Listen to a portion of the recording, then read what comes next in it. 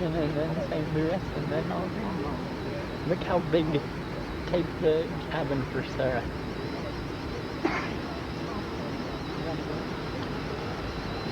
Please take your seats for departure.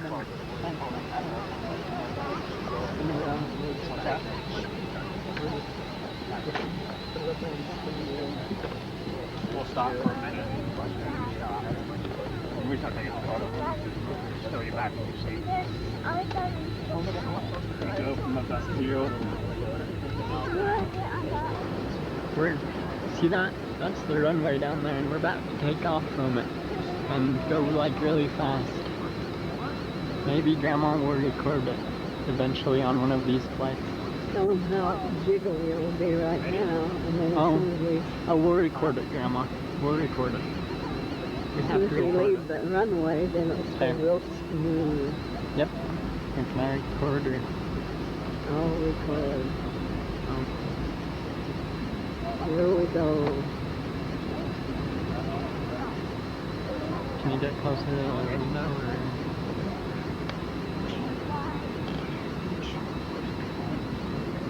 Okay, we're about to take off.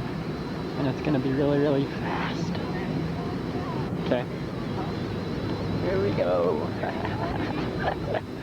Where's the microphone on that? We're leaving. See how fast we're going?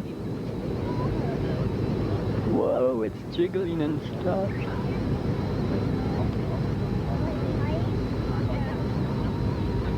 See that? We're going really fast, Sarah.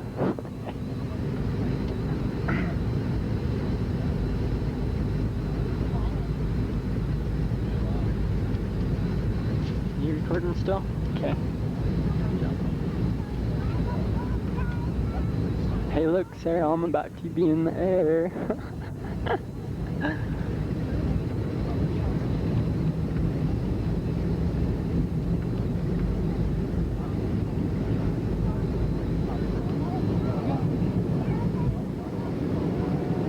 We're in the air now.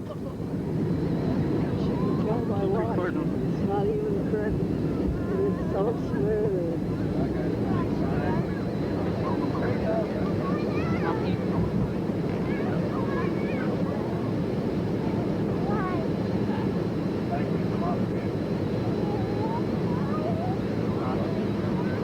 Shine it down, you got to shine it down too.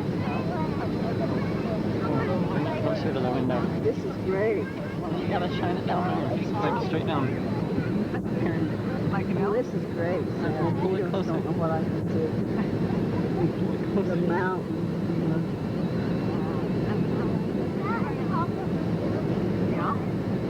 You gotta look straight down though and show how small the cars are, Grandma. This is great. I just don't know.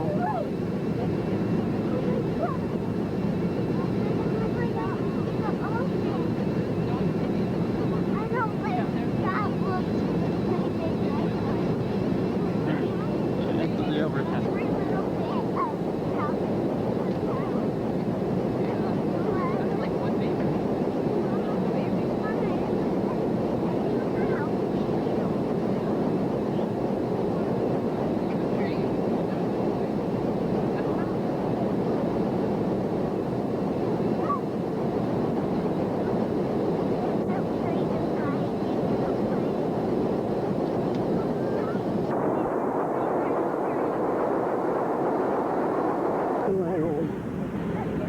In Houston, Texas. Make sure you got close to landing and stuff and how fast everything speeds up and everything. There we can see the clouds. We're talking all the clouds. Looking at the land.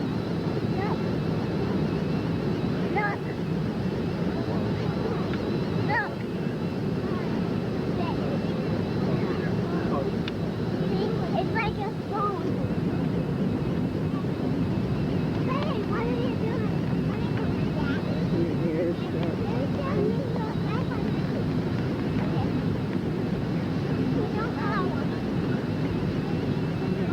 close to the ground.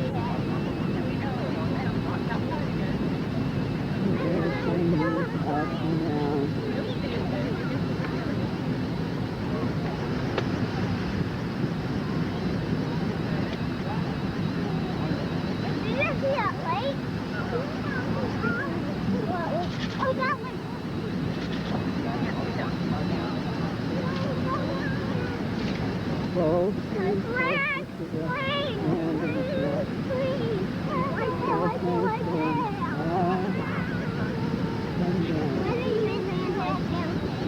down, back and forth, I should say.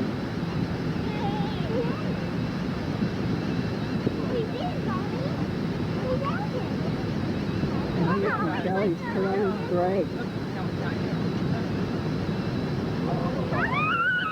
We're getting so close to land. There, you can feel it. Oh, we're on our second plane. We're going to St. Louis. Not here, we're here. We're in St. Louis. And we're walking through these trees to see the arch, the famous arch in St. Louis. It's quite a thing. Water on both sides and the trees, the path, gorgeous. So we walk through here. And as we walk through here, we'll see the arch.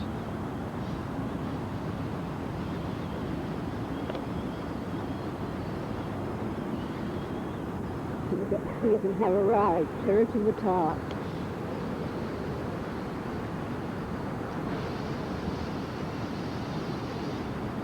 I don't believe I'll be riding it. But it's going in front of it by the river. And then here's the arch. We're coming up there. I was pulling the carriage down the street by the railroad right in front of the arch.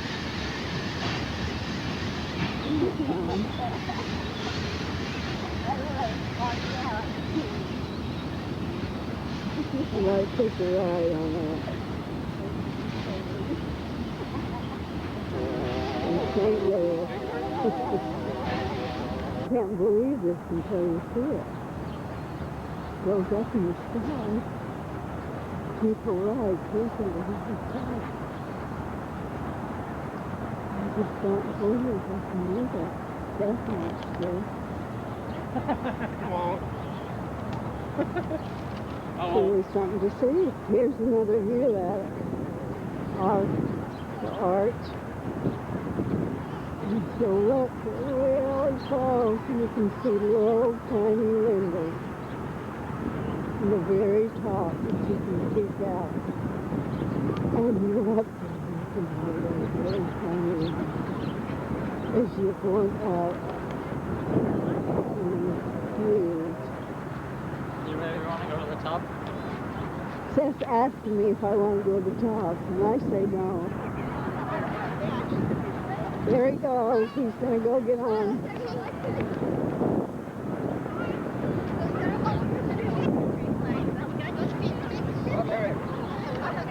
He's over there. And that's the path we walk through.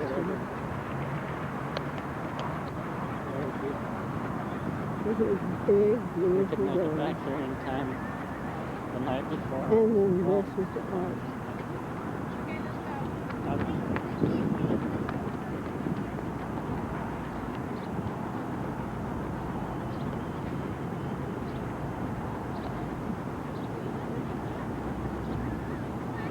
And down there, where you walk, there's a lot of things to see, but they won't let me take pictures.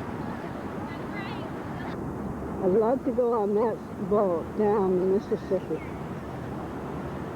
Heard about it all your life, read about it all your life, and you see the boat. A lot of gambling on that. It's the only thing. I don't want to be. Bridge over the Mississippi River. This is the capital of Illinois, Springfield, Illinois.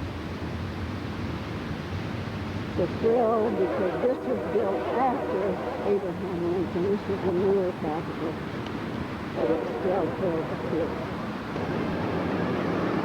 Here's a statue of Abraham Lincoln in front of the Capitol. One of our very favorite presidents of the United States.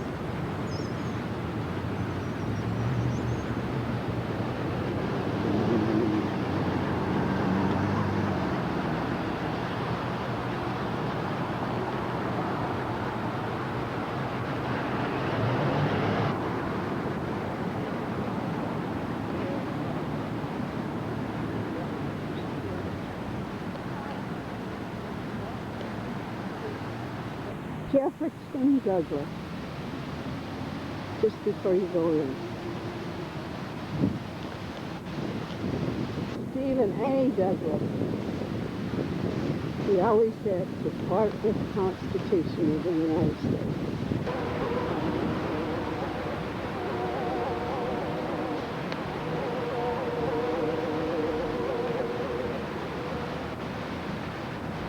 You won't be able to read it, but the Masons started the cornerstone, and they erected this in 1868, and finished in 1888. That's the inside. This is the dome.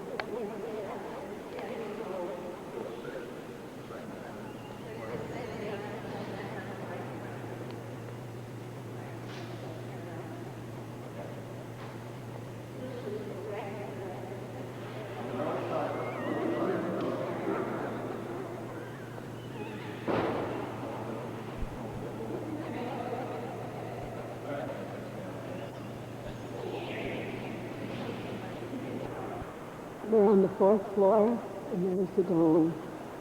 It has these wonderful meetings of different men around the dome. And then lower on, there's the statues of the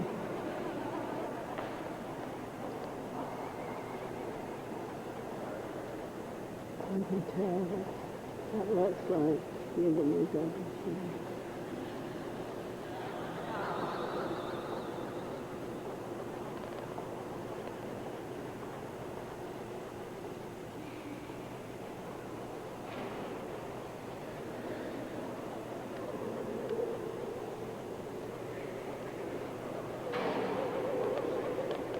And then this is the bottom part. And we're on the top of the 4th floor. Ooh, quite a floor.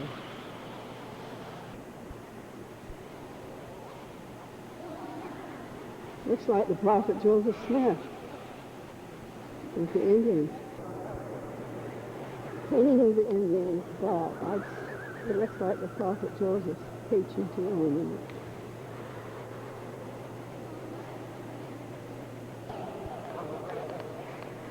The lady of George Washington.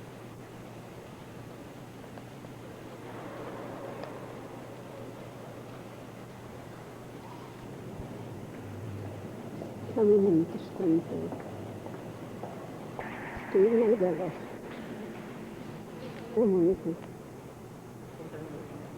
That is a beautiful statue of Senator. First in the United States. First woman to serve in the Illinois legislature. Let's see. 1878 and 1967.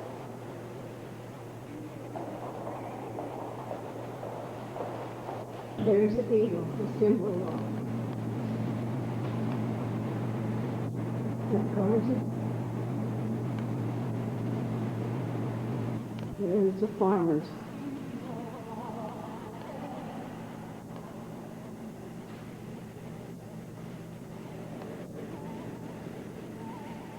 Lest we forget the Civil War, we might have liberty and unity in our country. Lest we forget. Where do you want to go next, Grandma? Well, let's see. Plastic.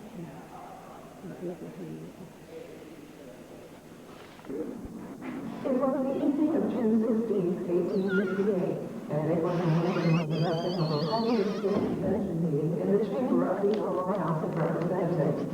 The convention had just been named as candidate for the United States Senate to run in that fall election against one of the nation's most prominent statesmen and Illinois' most powerful politician, Democratic Senator Stephen Douglas. A reporter describing the scene wrote, "Representatives' Hall was crowded as well as the galleries and the lobby.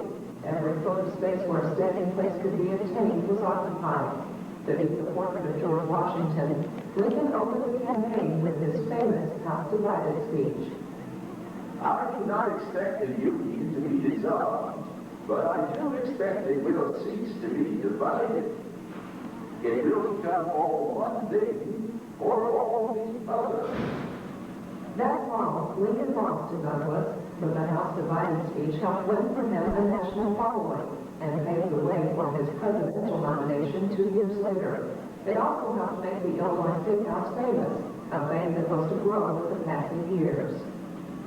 Construction of Illinois' Fifth State House began in 1837, soon after the legislature voted to transfer the state capital from Vandalia to Springfield.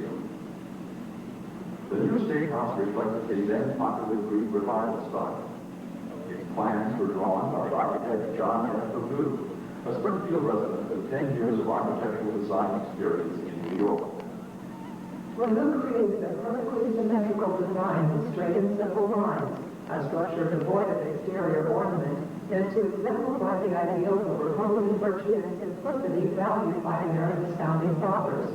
Government officials also adopted Purdue's plan in a conscious effort to celebrate what they perceived to be the prosperity, refined taste, and boundless potential of the United States.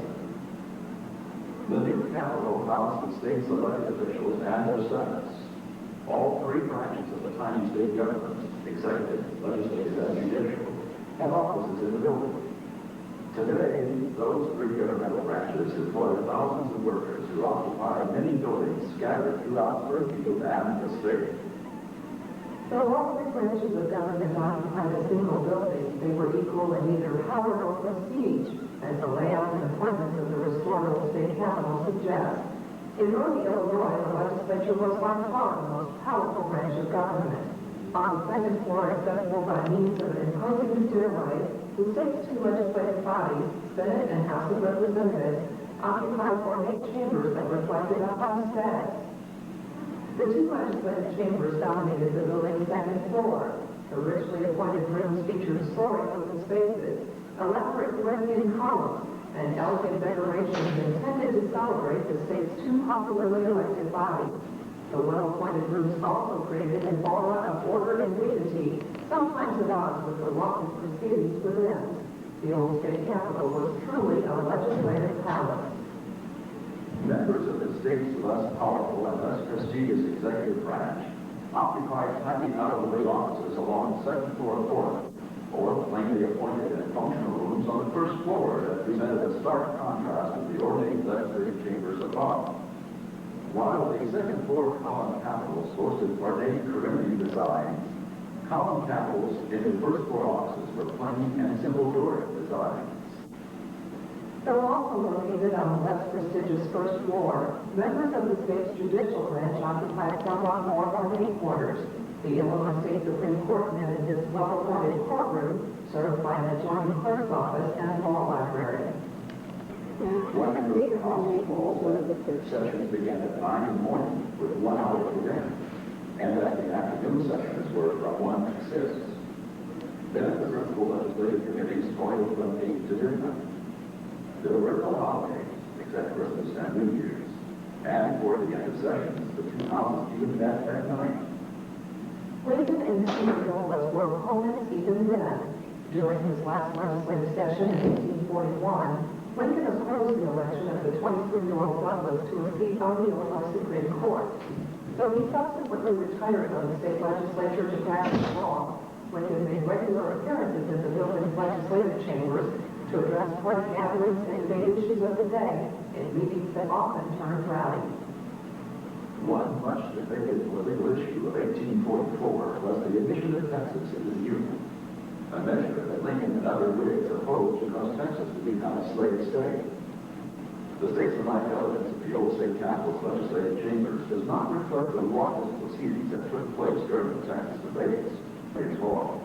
I should have noted that Lincoln's British was listened with respectful attention, but that Saturday Jones of the British Whigs greeted the Democrat who rose to reply. A few evenings later, Lincoln's friend and political ally Edward Baker delivered an impromptu anti-statist speech from the Series platform and the Democratic individual from the Senate chamber. The Democratic press reported indignantly, quote, Baker planted himself with his parasites around him on the platform over which the ladies had to pass and coming downstairs, and spoke for over an hour of watching them attack through his motley crew in order to take egress. Not all state constituents proved to be so contentious. Local groups made frequent use of the building, especially the rotunda and legislative chambers, for social and political events.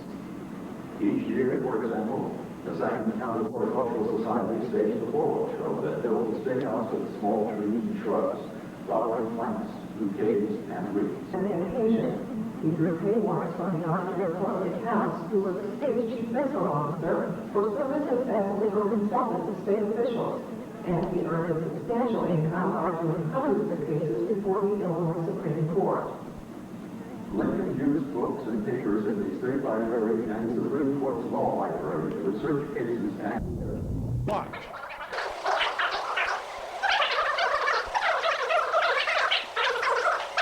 And you've been sitting here so long. Don't tell him. And no one he would. And so he was afraid of all reading, abstract, and brief news. He would keep on till 12 or 1 o'clock in the night. the 1858 House Divided speech and the ensuing Senate campaign against Stephen Douglas brought them into the attention of Republicans everywhere. And it was in the office of his friend, Secretary of State Josiah Hatch, that his political supporters decided in January 1860 to try for the Republican presidential nomination. One of those presidents, Secretary of State on that occasion recalled, we all expressed a personal preference for Mr. Lincoln as the Illinois candidate for the presidency, and asked him if his name might be used at once. With his characteristic modesty, he doubted whether he would get the nomination, and asked until the next morning to answer us. When the next day, he authorized us to place him in the field. Following Lincoln's nomination, the old state capitol became a kind of informal campaign headquarters for Lincoln. Tradition prevented presidential candidates from campaigning actively, so Lincoln met politicians, the city dignitaries, and just fine people in the governor's state house reception room. Superintendent of Public Instruction Newton Bateman, who occupied an office nearby, remembered. Souvenirs of almost every description were brought from near and far and presented to him until the room resembled a museum of curiosities. There was great mix of surveyor's instruments that he had once owned, and an immense wooden chain of 37 links, all carved with rare skill from a single piece of timber and designed to symbolize the Union of the States. The presentation of each one of the hundreds of articles was the occasion of a little speech or story, or at least a few pleasant and fitting words from Mr. Lincoln. On November 24, again, 2 months after President-elect Lincoln's February 11, 1861 departure from Springfield for Washington, D.C., volunteers poured in Springfield were organized into companies and regiments by the state adjutant general. Among those new arrivals was Ulysses S. Grant, who began the war working in the crowded state house at a desk under one of the 74 staircases. During that same anxious period, on April 25th, Stephen Douglas made an electrifying speech in Legislative Hall, calling on an audience that left and cheered by turns to stand by the flag and save the Union.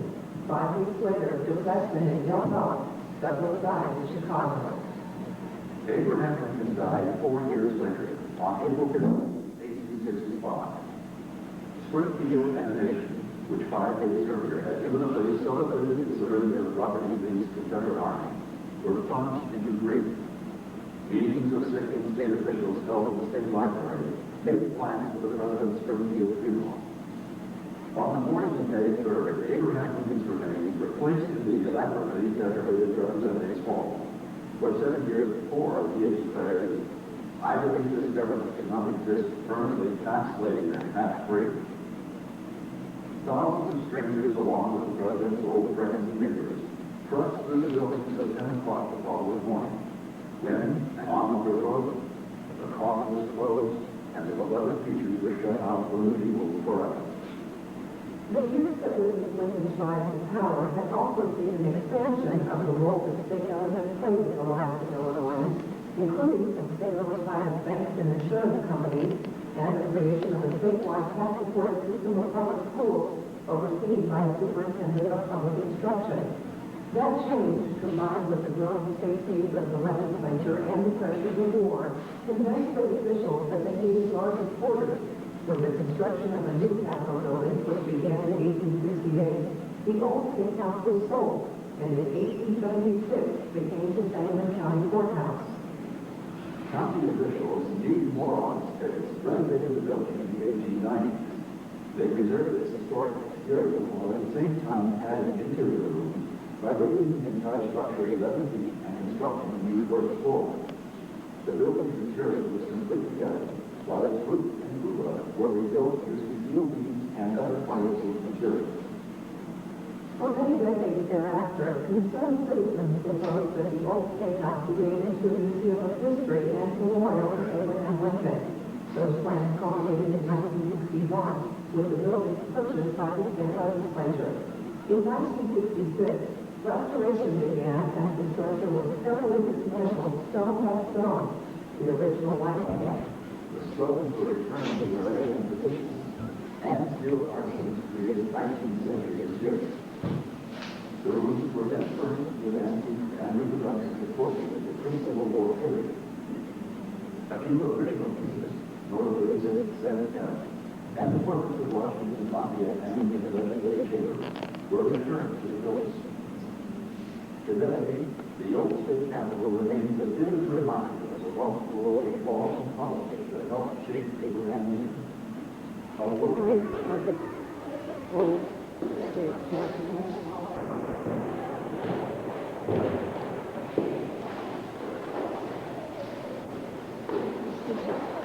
On the second floor,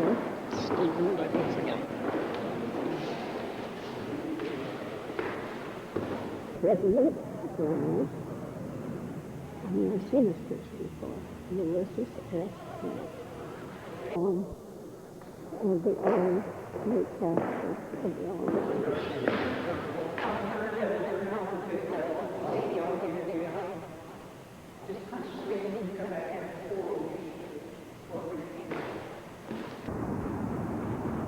There's the old state capitol where Lincoln lived. And you see it's clear. Lincoln Flaw is here. All the flaws are here. Everything is clear. Here is the inside as well. Sure it's different from here.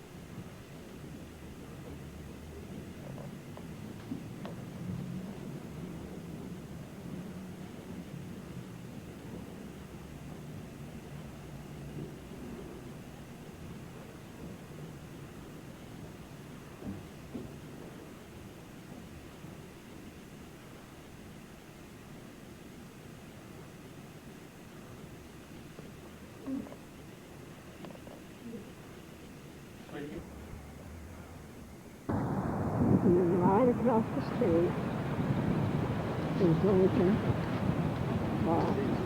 It's one black and white white and red party.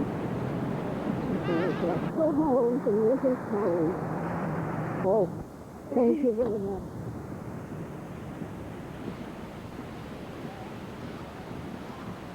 Abraham Lincoln's home someplace. What a beautiful place. Beautiful. the entrance to the home. Isn't it beautiful? The way they go up, old home, glass, and then plaster on top of it. And this is neighbors. The walk is made of old oak, very durable. And this home we were in, it showed how they made homes in those days. Here's all the neighborhood.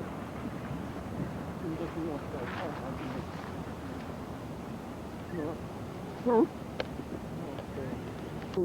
That was here when Abraham Lincoln was here. All the way here, the flag we're facing. And as we come down the road, all these beautiful flags. The memorial.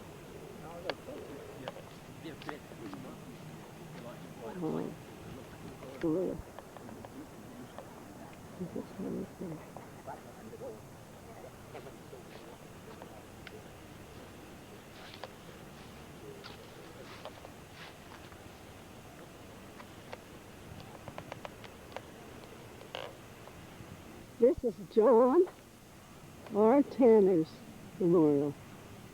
He was the governor of Illinois between 1897 and 1901. Yeah, this is mine.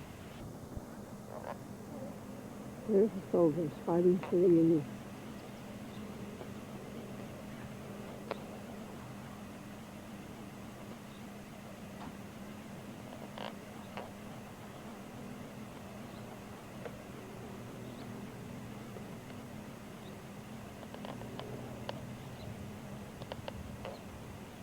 This was a bronze statue of Lincoln, the death mask that I showed you earlier, of the white. Now this is a bronze of Abraham Lincoln.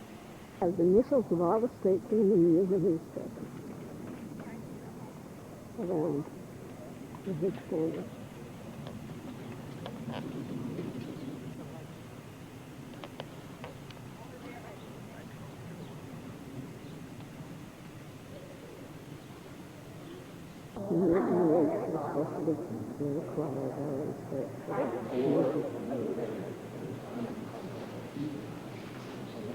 This is the tomb.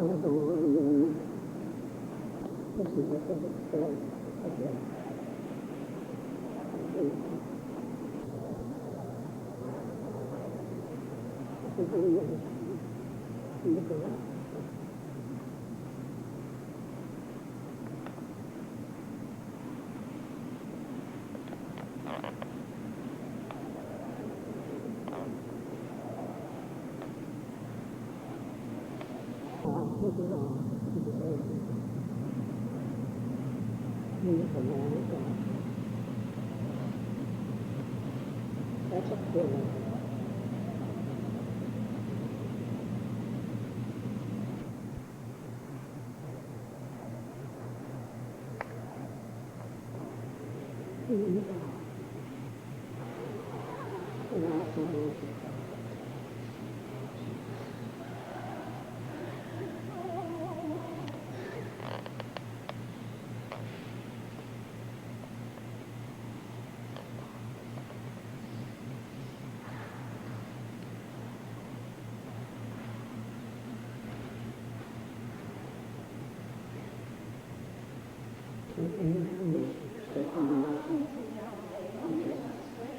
in 1860.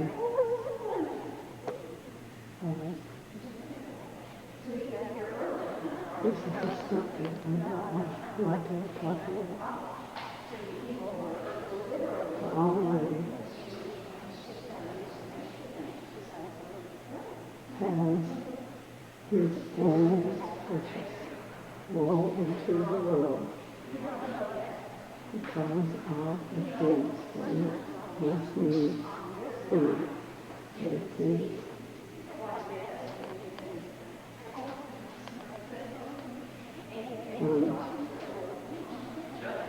but one to that moment of being of thanksgiving is free.